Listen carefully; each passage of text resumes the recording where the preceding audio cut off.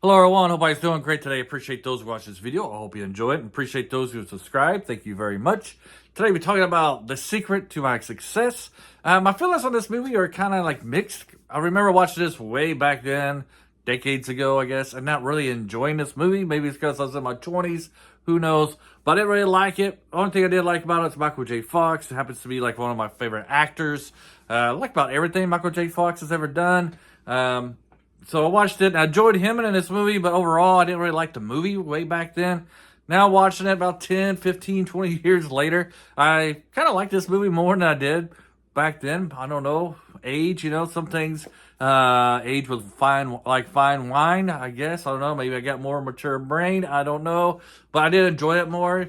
I felt like a lot of movies I've watched in the past, I usually don't like when I was younger, don't like them when I'm older, but this one is just the complete opposite. So if you're somebody new and has never seen The Secret of My Success, the plot in a nutshell is Michael J. Fox. He's from Kansas, comes to New York City, wanting to make it big.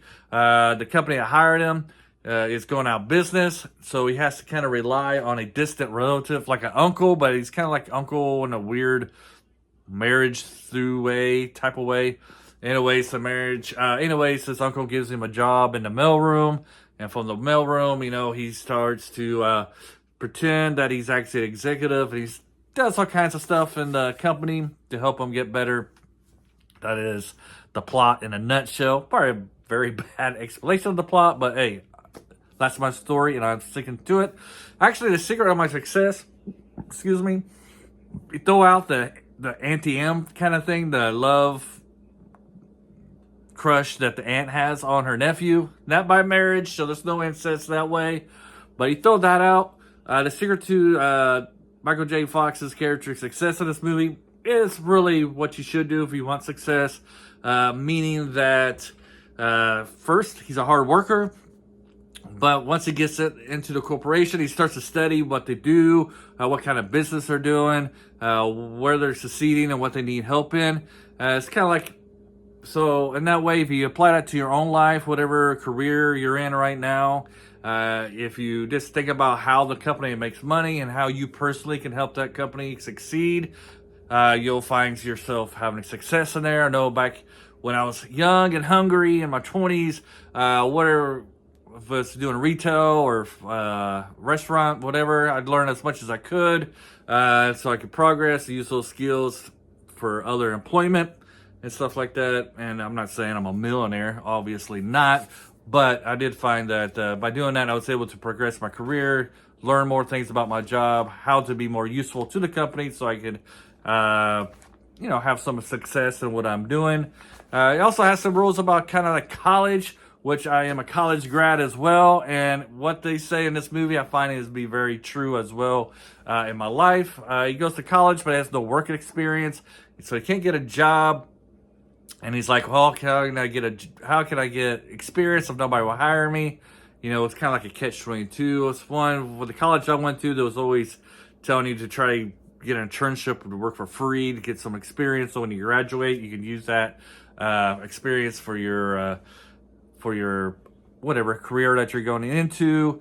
Also, kind of sounds like he didn't even need college experience because they had a program where they would take kids right out of high school and kind of use them for like the lower level jobs, and they could work their way up that way. So they didn't even need to go to school, to college to get his degree, which, yes, this is 1985, but there's a lot of successful people nowadays who don't have college degrees. Through hard work and learning on their own, they're able to, have successful careers with that extra education.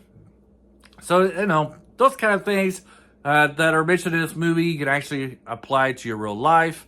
Otherwise, let's get to the stuff that's, not really based in reality. This guy's a pretty good comedy.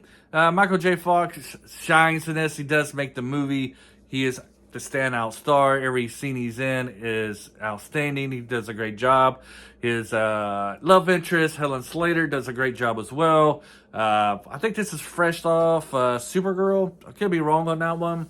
I've only seen her in like 3 movies that I can remember. Supergirl, The Secret to My Success, and then City Slickers, where she's kind of like Daniel Stern's love interest in that one, sort of. She does a great job of playing that role. They got pretty good chemistry on the screen. You got some good comedy there between the aunt and him, you know, when she's always hitting on him. And then once he finds out she's his aunt, you know, she still wants to do the wild thing with him. He's still trying to escape from her. Got some good comedy there. You got some love triangle or quartet, I guess you can say. I do enjoy the friend from the mail room, you know, he kind of helps him out, shows him the ropes, gives him the layout of the company, what's going on and stuff like that. You got some great side characters in this. You got Uncle Frank from Home Alone, plays a sleazeball in this one, just like he did in that one. More of like a butt kisser in this one, brown nose. But I don't know, it is a good rom-com. And like I said, I do like it because not only is it a rom-com, but it also some political maneuvering and how to make businesses roll. I think you can learn from the business side of this as well. I took Econ 101. I'm no economist expert, so I don't know if the strategy that Michael J. Fox characters use in this movie will actually succeed in real life.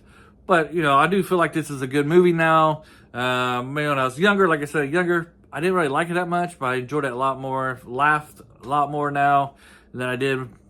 I don't know, I found the movie more funnier, I don't know. English is not my strong point.